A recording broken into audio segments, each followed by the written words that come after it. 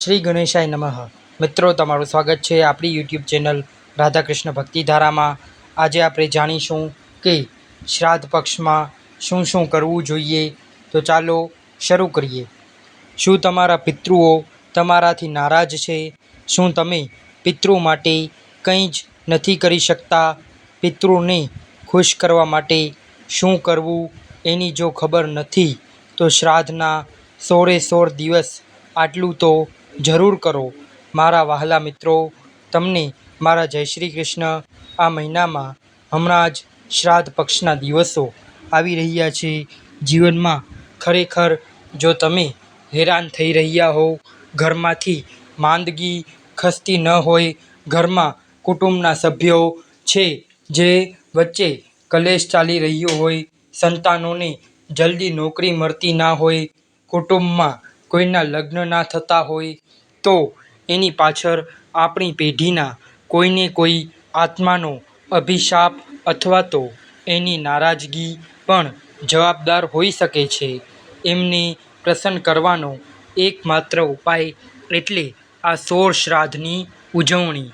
તમે તમારા સ્વજનની કોઈ એક તિથિને પકડીને ના ચાલો. તમારી છેલ્લી 7 પેઢીમાં કોઈને કોઈ વ્યક્તિ તો આ 16માંથી કોઈ પણ તિથિના દિવસે મૃત્યુ પામી હોય એવું બની શકે છે. તમે ભલે એ જાણતા નથી, પરંતુ એ આત્માની તમારા તરફ અપેક્ષા તો રહેવાની જ છે. એટલે આ 16 દિવસ સુધી કોઈને કોઈ આત્મા તો તમારા દરવાજે આવીને આશા રાખતો જ હોય છે. તમારા પિતૃઓને પ્રસન્ન કરવા માટે અને તમારા જીવનમાં તમને થતી હેરાનગતિ દૂર કરવા માટે પણ તમને આ 16 શ્રાદ્ધ દરમિયાન નીચેમાંથી જે પણ તમારા માટે શક્ય હોય એ ઉપાય તમને કરવો જ જોઈએ. પહેલું, રોજ ગાય અને કૂતરાને શક્ય હોય ત્યાં સુધી જમાડો. બીજું, કોઈ બ્રાહ્મણ તમારા ઘરે આવતા હોય તો એને પણ જમાડો અથવા તો પછી સીધું આપો. ત્રીજું, પિતૃઓને માનસિક રીતે યાદ કરીને ગાયને ઘાસ પણ ખવડાવી શકો છો. જો શક્ય હોય તો તર્પણ પ્રયોગ આવડતો હોય તો રોજ તર્પણ કરો. ચોથું, રોજ હનુમાન ચાલીસાના 7 પાઠ કરી તમારા તમામ પિતૃઓને અર્પણ કરો.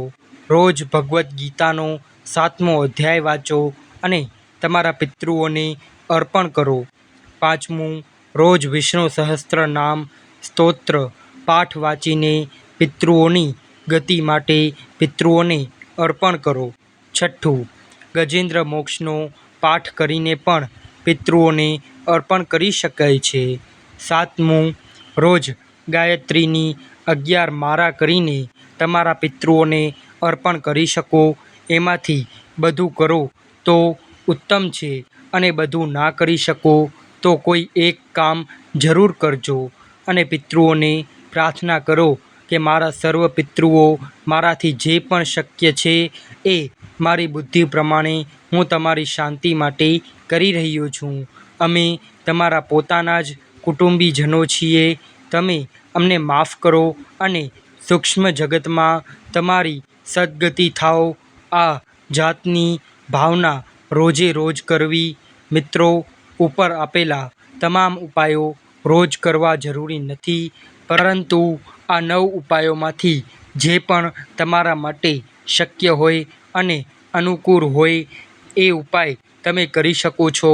અને સર્વ પિતૃ અમાવસ્યાના દિવસે તો જે પણ શક્ય હોય તે વધુમાં વધુ કરજો. 16 દિવસ સુધી આ રીતે રોજે રોજ પિતૃઓને ખુશ કરીને એક વર્ષમાં જ તમને જે શાંતિ મળશે, સફળતા મળશે એની તમે કલ્પના પણ નહીં કરી શકો. મિત્રો, તમને આ વિડીયો પસંદ આવ્યો હોય તો આ વિડીયોને લાઈક કરજો, શેર કરજો અને આપણી યુટ્યુબ ચેનલને સબસ્ક્રાઈબ કરી બેલ આઇકન દબાવજો. ધન્યવાદ. હર હર મહાદેવ.